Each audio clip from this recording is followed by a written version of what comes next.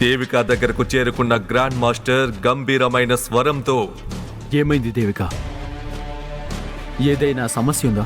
నాకు కొంచెం గాయమైంది అంతే, కానీ దాని అర్థం దాన్ని నువ్వు అవకాశంగా తీసుకుంటావని మాత్రం కాదు.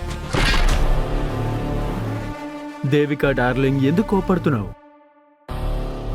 నువ్వు గాయపడితే నిన్ను దేవాశ్రమానికి తీసుకెళ్ళా? ముందు నువ్వు నన్ను డార్లింగ్ అని పిలవడం మానే. నా అంతటా నేను వెళ్ళగలను.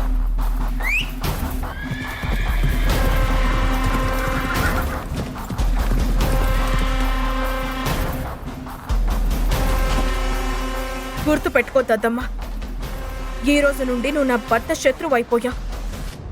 మళ్ళీ నాతో గొడవ పెట్టుకుంటే నీకు చావు మాత్రమే వస్తుంది అని చెప్పి దేవిక తన గుర్రంపై ఎక్కి దేవ్ ఆశ్రమంకి బయలుదేరింది.